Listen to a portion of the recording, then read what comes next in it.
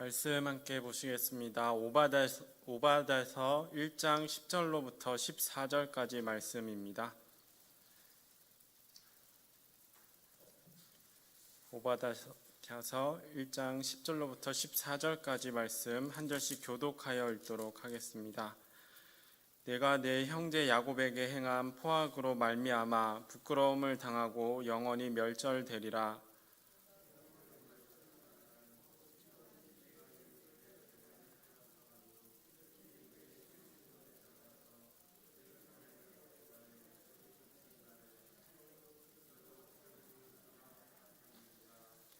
네가 형제의 날 곧 그 재앙의 날에 방관할 것이 아니며 유다 자손이 패망하는 날에 기뻐할 것이 아니며 그 고난의 날에 네가 입을 크게 벌릴 것이 아니며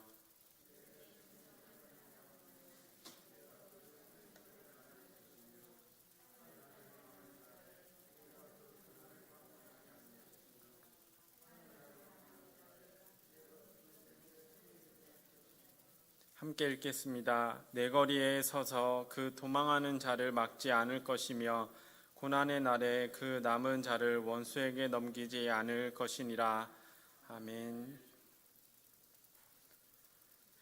김영복 장로님께서 하나님 앞에 감사하며 예물을 주셨습니다. 일전에 우리는 예수 그리스도의 재림에 대한 묵시인 요한계시록 앞에 위치한 유다서를 함께 읽었습니다. 편지로 유다는 바른 진리를 통해서 믿음을 지키도록 권면했습니다. 이토록 중요한 권면의 말씀에도 불구하고 그동안 유다서는 우리에게 많이 읽혀지지 않았던 말씀입니다. 오늘 우리가 함께 읽은 오바다서도 그와 비슷한 위치에 있습니다. 오늘날 우리가 보는 구약 성경은 크게 모세오경, 역사서, 그리고 시가서, 예언서로 분류해서 볼 수 있습니다.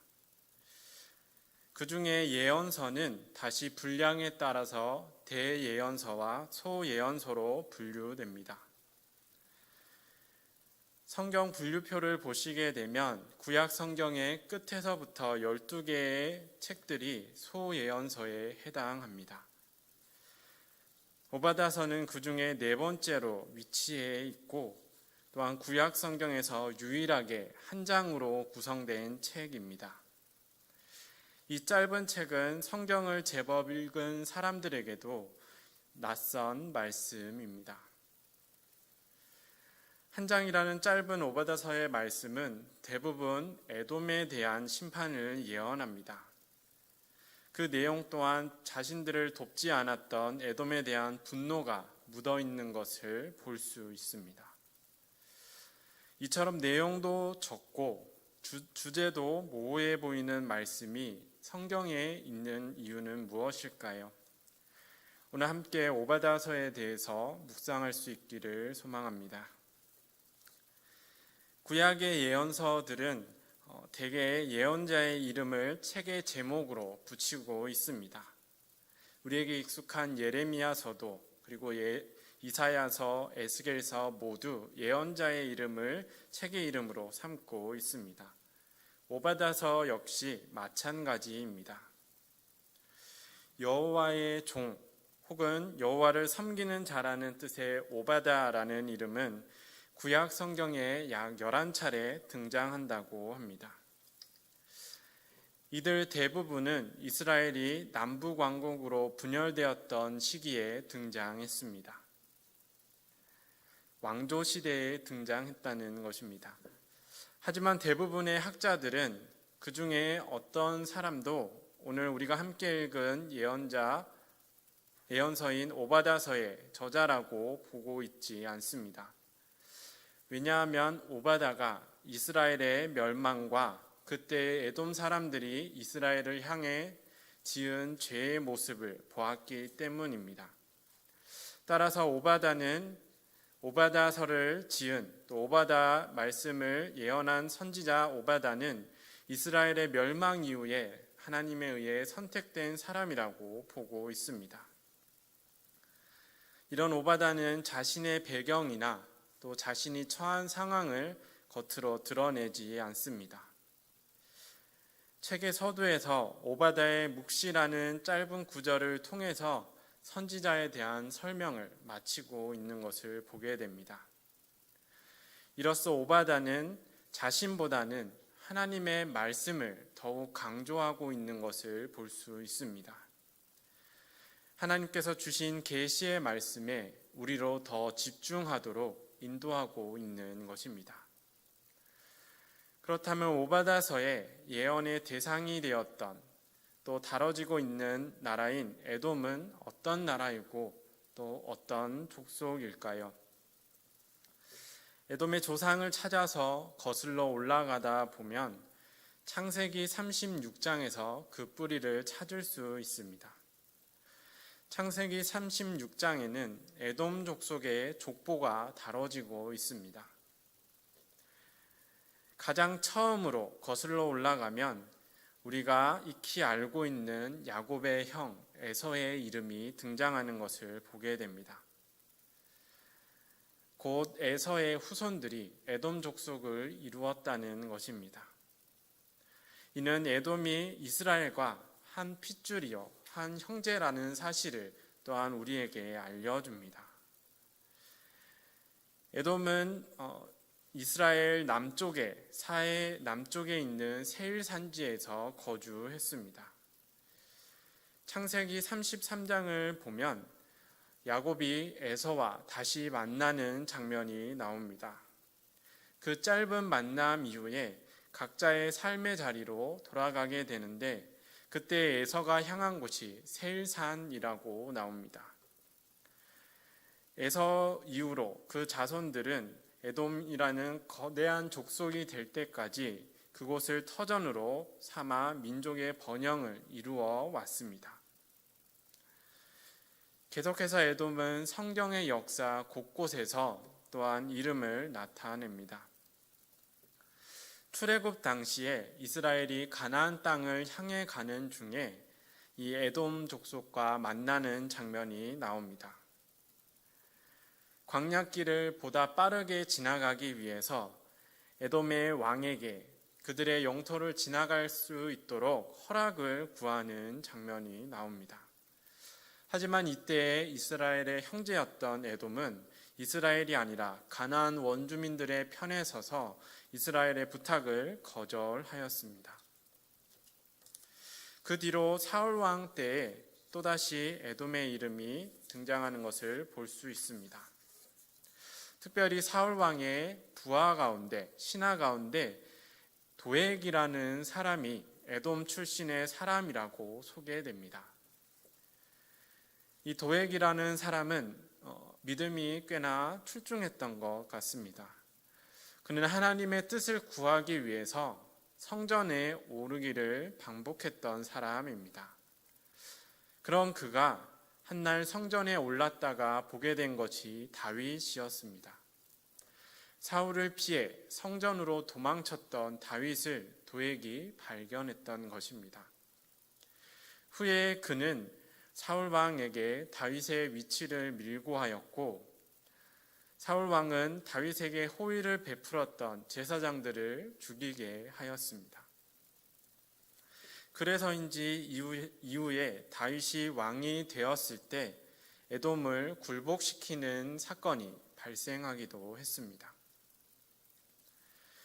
그들은 솔로몬 때의 독립을 되찾았지만 이후로 왕조 시대가 계속되는 동안 이스라엘의 세력에 따라서 그들의 봉신 왕국이 되었다가 혹은 독립 왕국이 되었다가 이렇게 반복된 모습으로 이스라엘과 계속해서 얽혀 나아가게 됩니다.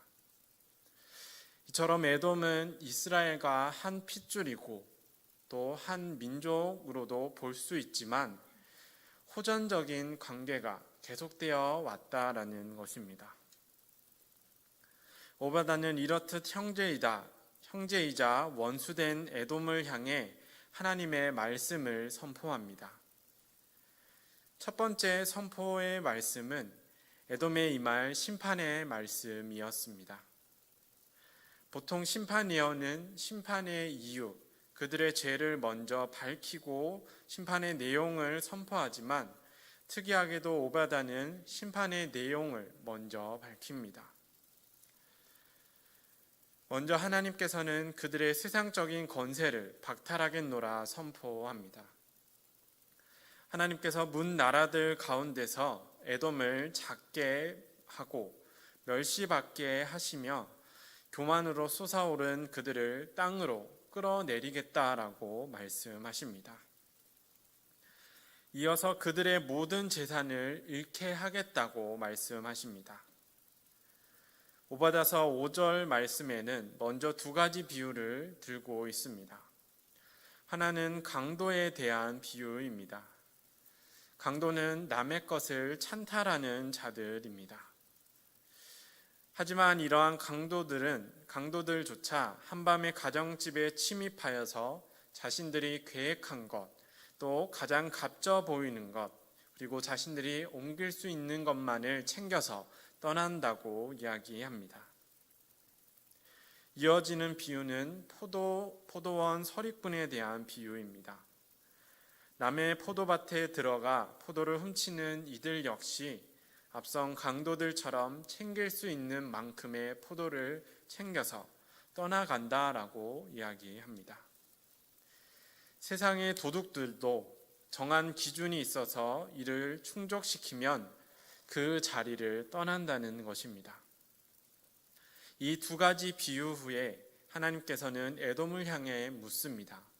그런데 너는 어찌 그리 망하였는가? 어찌 그리 수탈을 당하였으며 너희가 감추었던 보물은 모두 다 빼앗겼는가? 도둑이 지난 곳에는 그 재산의 일부라도 남지만 하나님의 심판이 지나간 곳에는 하나도 남음이 없다라는 것입니다. 하나님의 심판이 에돔 가운데 임하게 될 때 그들 가운데 남은 것이 하나도 없게 된다라는 것입니다. 이리떼가 사냥한 짐승의 뼈에 붙은 살점까지 발라먹듯이 그들이 가진 모든 것을 잃게 될 것이라고 선포하고 있습니다. 마지막으로 에서의 산에 거하는 모든 사람들을 멸절하겠다고 선포합니다. 에서의 산은 세일산을 의미하며 곧 모든 에돔을 상징하는 말입니다. 하나님께서는 그들의 지혜자와 용사들까지도 멸하겠다고 말씀합니다.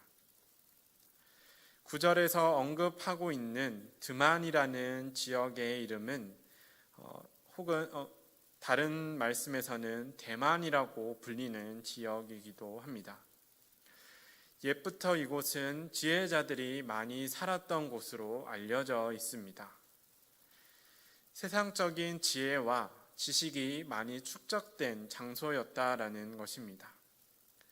따라서 이곳은 육체적인 강함도 가지고 있지만 그보다 지략적으로 뛰어난 이들이 많았던 것으로 볼 수 있습니다. 드만 사람들은 여러 전술과 전략으로서 전쟁을 승리로 이끄는 용사로 에돔의 자부심이었던 지역과 또한 사람들이었습니다. 하지만 하나님의 선포는 심판 앞에서 인간의 지혜와 지식 또한 그 어떤 용맹함도 아무런 의미가 없다라고 이야기합니다. 에돔의 가장 뛰어난 지혜자와 용사들도 하나님의 심판 앞에서 쓰러지며 이로써 모든 에돔 사람들이 또 모든 에돔 민족들이 심판받게 될 것임을 선포하고 있는 것입니다. 이처럼 처절한 심판의 자리에 에돔이 서게 된 이유는 무엇일까요? 에돔이 지은 그 죄가 무엇인지 오바다는 이어서 선포하게 됩니다. 에돔 사람들의 첫 번째로 언급되고 있는 죄는 교만이었습니다. 오늘 우리가 함께 읽은 말씀을 통해 그들의 죄를 볼 수 있습니다. 에돔 족속의 주된 거주지는 세일산이라고 나옵니다. 이곳은 높은 바위 지대로 이루어진 지역이었습니다. 험난하고 높은 지대는 소위 말하는 천연의 요새로서 그들을 지켜주는 역할을 했습니다. 또한 많은 산지에서 풍족한 광물 자원을 얻을 수 있었기 때문에 이것을 무역을 통하여서 큰 부를 가질 수도 있었습니다. 하지만 많은 사람들이 그러하듯이 그들 역시 주어진 은혜를 잊은 채 승리와 부에 도취하며 점차 교만에 빠지게 됩니다. 높은 곳에서 낮은 곳을 내려다보며 그들의 교만은 점차 깊어져만 갔습니다. 하나님께서는 이러한 에돔에 대하여서 마음의 교만이 너를 속였다라고 말씀하십니다. 그들 스스로의 마음에 쌓은 교만이 마치 자기들의 본 모습인 것처럼, 자기들의 능력인 것처럼 생각하게 했다는 것입니다. 그리고 그 생각은 점차 그들 자신처럼 여기게 하였습니다. 어리석음으로 빚은 교만에 자신을 잃은 것입니다. 스스로를 과대평가하며 그렇게 죄의 길로 들어가게 되었습니다. 이러한 교만의 죄 위에서 그들은 형제에 대한 포악의 죄를, 또한 형제의 아픔을 외면하는 죄를 짓게 됩니다. 이스라엘이 하나님 앞에 심판받던 날 한껏 교만해진 에돔 사람들은 스스로 심판자가 되어서 이스라엘을 침략하였습니다. 하나님께서는 12절에서 14절 말씀을 통해 그들의 이러한 죄를 고발합니다. 재앙의 날에 방관하지 않았어야 했다. 유다 자손이 패망하는 날에 기뻐하지 않았어야 하며 그들의 고난의 날에 네가 입을 크게 벌리지 않았어야 하며 내 백성이 환난 당하는 날에 그 성문에 들어가지 않았어야 했다. 그들의 고난을 방관하지 않았어야 하며 그들의 재물에 손을 대지 않았어야 했다. 그들의 도망가는 길을 막지 않았어야 하며 남은 자들을 원수들의 손에 넘기지 않았어야 했다. 에돔은 이스라엘이 심판받는 날 멀리서 그 모습을 방관하였고 또한 입을 크게 벌려 웃으며 기뻐했습니다. 여러 나라들이 이스라엘의 성읍을 침략할 때 그들과 함께 하였고 빼앗길 대로 빼앗겨 만신창이가 된 그들을 더욱더 털어서 약탈하여서 모든 것을 빼앗아 갔습니다. 그리고 원수들을 피해 도망하는 형제들의 길을 막고 또한 그들을 잡아서 원수들의 손에 넘겨주기도 했습니다. 에돔이 형제인 이스라엘에 대해 이 모두한 죄를 범했다라는 것입니다. 하나님께서는 교만히 행하며 형제를 외면했던 그들의 죄를 물으셨습니다. 그리고 심판의 날이 오게 되면 에돔이 그 심판을, 그들의 죄로 인한 심판을 피하지 못할 것이다 라고 선포하고 있습니다. 이처럼 에돔의 죄를 고발하고 또한 그들에 대한 심판을 선포하던 하나님께서는 돌연 마지막에 이르러서는 당신의 백성들을 위해서 이루실 구원을 선포하게 합니다. 오늘 우리가 읽은 말씀 뒤에 나오는 17절부터의 말씀은 하나님께 속한 그 백성들을 회복하시겠다라는 약속입니다. 이는 하나님의 백성들 가운데 임할 구원이 에돔에 대한 심판과 함께 이루어진다고 말씀하고 있는 것입니다. 원수들로부터 승리를 얻게 하시며 심판 가운데 잃었던 것들을 회복시키겠다라고 말씀하고 있습니다. 이 약속은 앞선 오바댜의 예언을 다른 관점에서 보게 합니다.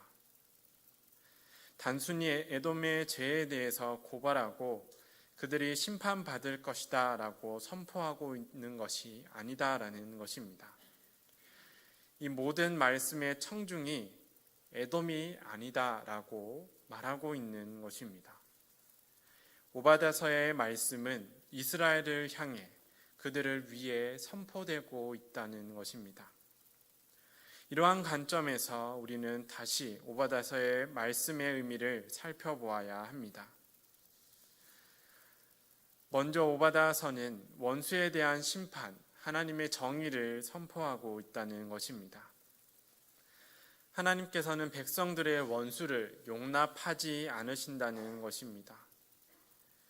하나님께서는 이스라엘의 죄를 심판하기 위해서 여러 이방 민족들을 세워 사용하셨습니다. 하지만 심판 후에는 그들이 다시 심판의 대상이 되는 것을 보게 됩니다. 이는 그들이 하나님의 거룩함을 위해 일한 것이 아니라 자신들의 사욕에 치우쳐 일했기 때문입니다. 에돔이 스스로 심판자의 모습을 자처했던 것처럼 많은 이방 민족들 역시 스스로의 돛이 되어서 교만 가운데서 하나님의 심판을 훼손하였습니다. 그들은 필요 이상의 폭력과 약탈로서 이스라엘을 침략했습니다. 그렇기에 하나님께서는 그들을 심판을 집행하는 자리에서 끌어내려 다시 심판받는 대상으로 세우겠다라고 말씀하고 있는 것입니다.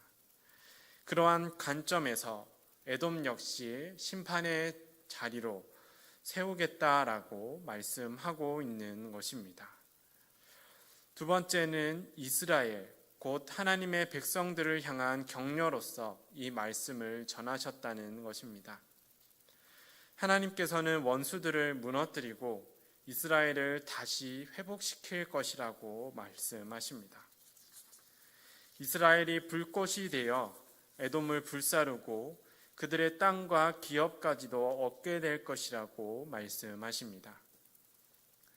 이는 미래에 대한 약속이며 동시에 포로로 잡혀간 이들, 전쟁에 희생당한 이스라엘을 향한 위로의 말씀입니다.